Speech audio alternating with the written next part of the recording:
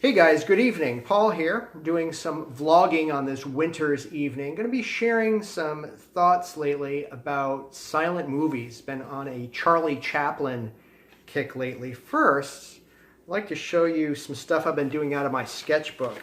You guys seem to like that. Been doing some graphite drawings here, soft pencil, General's 8B pencil. And lately, I've been using craft paper, this yellow stuff, with General's charcoal pencils. I got a medium charcoal pencil and the white highlights. And I'm really digging this, thinking that I'm going to be getting into the charcoal pencils for a while with the craft paper. I really like the effects. Kind of a real retro kind of effect.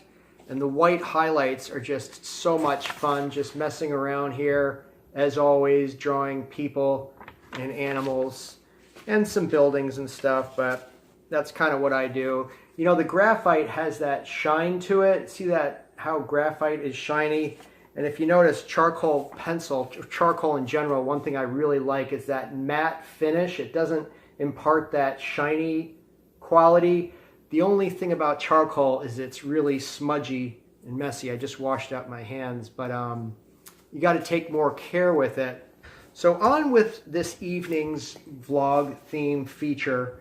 I've been getting into silent movies lately. Charlie Chaplin. And I want to know if you guys are into this stuff. What I do is I do a Google search for 1920s, 1930s movies. And at the top of the Chrome browser, it just shows you a whole list of movies from that decade. And I kind of just go through and either on YouTube or Vimeo, sometimes Internet Archive, I find all of these things, guys, for free. Tell you some of the ones. You know, Metropolis from 1927, German, really famous, some of these movies. Nosferatu, which is a vampire theme, Cabinet of Dr. Caligari. You may have heard of some of these, but I've been really getting into Chaplin. The Gold Rush from 1925 is epic. Saw one the other night, The Kid from 1921. Really, really cool about how Charlie the Tramp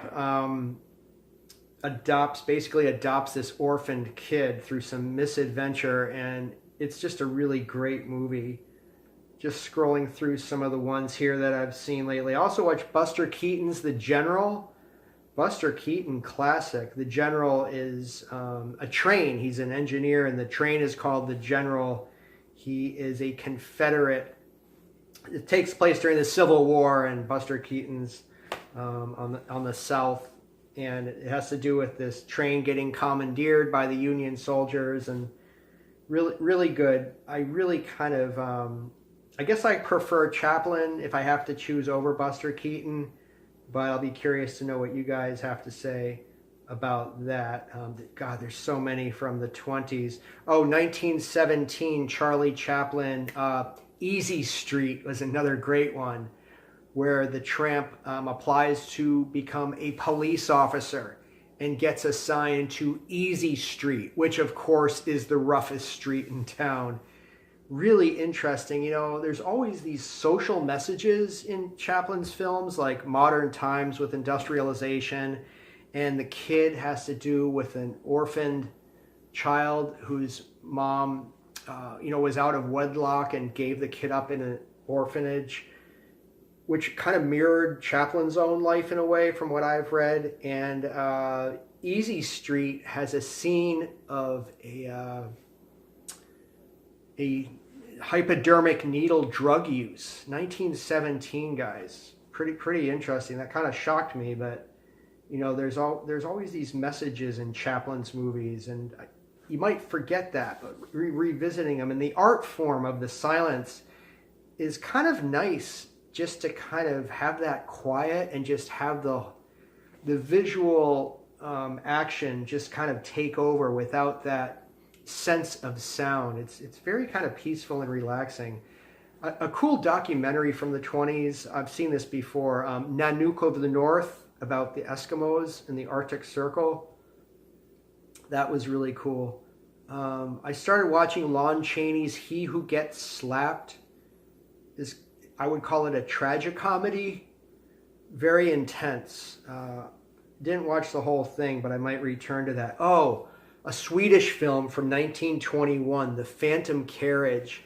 You know, Scandinavian movies are often very, and German, very expressionist and kind of dark and stark, with themes of death and kind of like these existential themes.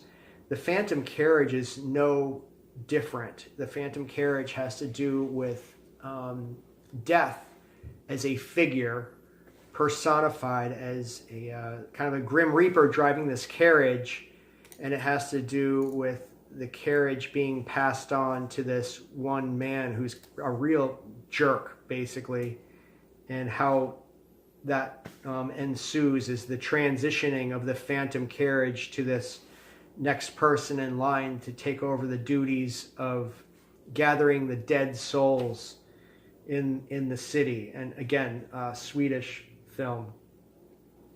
It's interesting, you know, the 20s had a lot of vampire type themes, like The Golem was another one.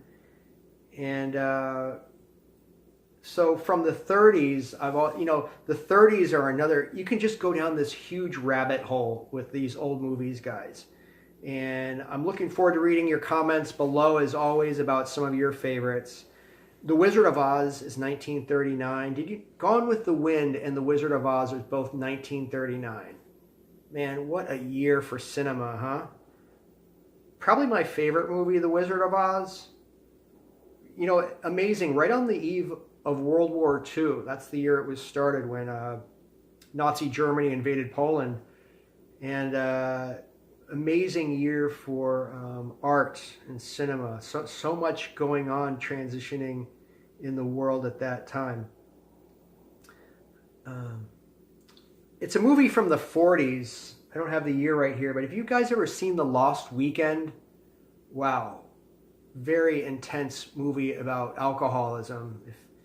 If you're interested in that theme, The Lost Weekend is classic, and that's a little later, but I'll also suggest something a little later. I made a note here on my laptop. I love Rod Serling, The Twilight Zone, and Serling did a feature movie. It's not long, 1 minute and 23 seconds, from 1956, called Patterns, guys. Patterns. You can find it on YouTube. It's really cool. It's reminiscent of Ayn Rand's Fountainhead, if you've read the works of Ayn Rand. And kind of one man's taking a stance against the greed of the megalith corporations, and taking an ethical stance and a moralistic stance. Rod Serling, man, he's always packing messages into his films. I believe Rod Serling was a World War II veteran. I'm pretty sure he was. And Patterns, check it out, feature film, one of his best works. And I've pretty much watched all of the Twilight Zones from that period as well.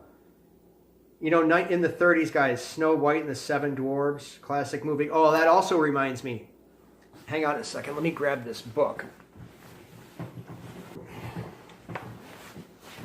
I did a video, an art video, about this guy, Ken Holtgren, and the art of animal drawing in the past. This guy, Ken Holtgren, was an animator for Walt Disney, and his book on how to draw animals is just amazing. Horses, dogs, everything, guys. Motion, the motion of his animals. Check out my video if you're into drawing, motion, understanding movement and line of action and just anatomy of animals. A lot of this stuff looks really realistic, like it is. It could be used in an illustration sense, but he was really an animator by stock and trade. This is how he made his living, really, was as a Disney animator. And he was on the animation teams for Bambi in 1942 and Paul Bunyan in 1958. Ken Holtgren died tragically of a heart attack, I believe, at age 53.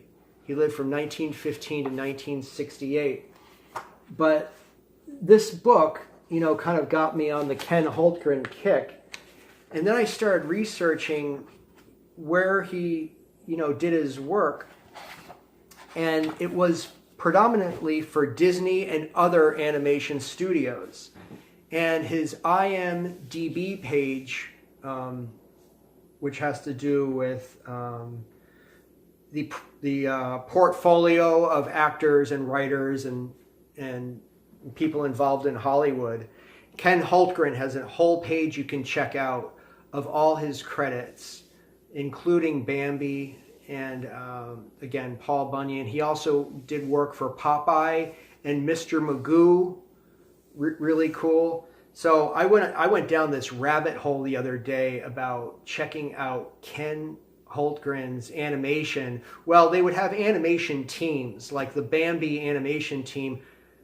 It's pretty big, but my gosh, guys, that was the first time I've ever watched Bambi all the way through. I always kind of thought Bambi was, kind of this, kids kind of movie that was kind of didn't have much content or character or whatever. Man, was I wrong. Like, if you haven't seen Bambi from 1942, go watch it. Talk about just epic artistry. The artists involved in that movie are just incredible work, incredible contrast and emotion and color and line. Those hand-drawn animations just blow me away. There's so much from that era. Fantasia, Disney's Fantasia, that was a little earlier. But it also kind of got me down this rabbit hole about checking out the greatest animation movies, what are typically ranked the greatest animation movies. And, Bambi's usually in that list, as is Fantasia's right up there. And there are others, but most of these modern list guys for greatest animation movies mention like Toy Story and like these Japanese animations called Akira, and there's others in that genre. So I checked out a lot of the trailers for some of those, including the more modern Japanese animation films. And the technique, I mean, you can't argue that the artwork is good. And I guess the stories are okay, but they really didn't catch me personally. And in my opinion, now some of those Japanese animations look to me like they're hand-drawn, whereas other of the more modern ones that are in these top animation lists, they're CGI. They're digital. Either they're computer generated or they're digitally drawn animation. And to me, they just have no life. And I'm not just saying that to be a stick in the mud and a killjoy. I'm really not. I have a totally open mind about digital art and digital and everything. I love computers, I run Linux operating system. I'm on YouTube. I'm a YouTube professional. I love computers. I do a little programming on the side. So if digital art really blew me away, I would be the first person to admit it, but it doesn't. There's a tonal quality that just doesn't catch me. Go check out Bambi from 1942 and check out the scene like where there's the forest fire with all the different tones and colors and shadow and light taking place. Just the mood of the thing is just amazing. And I wanted to run that by you guys to see what you thought. If you're into animation movies, and if you would like to open up the discussion, maybe you could steer me to your favorites, and I would gladly check them out and engage in some dialogue with you guys about some of your favorite animations. Actually, I would really appreciate it. If you're an artist, all of this stuff kind of coalesces into this picture as far as art styles that you're into, even art materials. Like, I kind of like that vintage kind of look there. and the way stuff comes out, even with the craft paper and the charcoal, it takes on that organic kind of look that I see, like when I'm looking at Bambi animation, for example, or the excellent work here in Ken Holtgren's book. Others of you who are into art, for example, might really be into the manga. Is that how you pronounce it? Manga art, the Japanese anime art, is wildly popular. And I really respect that because, you know, any art form that brings fine art and rises it up into the popular consciousness is okay with me. It's not my thing. It doesn't move me, you know, in my core the way the kind of stuff I'm talking about tonight is. But I know many of you are into that style and it's extremely popular. Wasn't popular when I was a kid. That seems to have really emerged in the past, I don't know what, 15, maybe 20 years. What's that video game? Is it Final Fantasy? That has a similar kind of artwork style. So a lot of this art does translate into video games.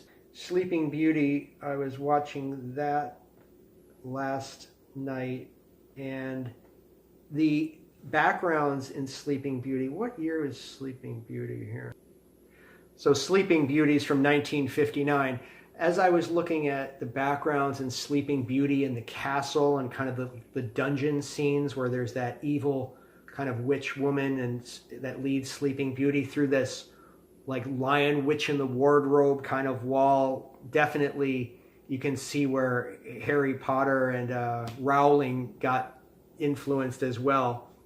Well, I mean, there's just such a line of that, isn't there, with C.S. Lewis and then Sleeping Beauty and J.K. Rowling. I mean, it's all this same kind of thing. Anyway, it's a little bit of a sidetrack. The visuals of the castle and those green and blue creepy hallways with the granite stone and the shadows, they look like right out of stuff that are in RPG role-playing games now that I even check out on the Android Play Store, or that some of you play with, you know, PlayStation or whatever you're into. But really interesting, the influence of that classic animation. There's definitely a thread there that carries through 50 years and more later to today's video games, guys. Thanks for staying with me, and I am going to upload this premiere for you guys here. And thanks for watching this evening, and look forward to reading your comments. See you soon.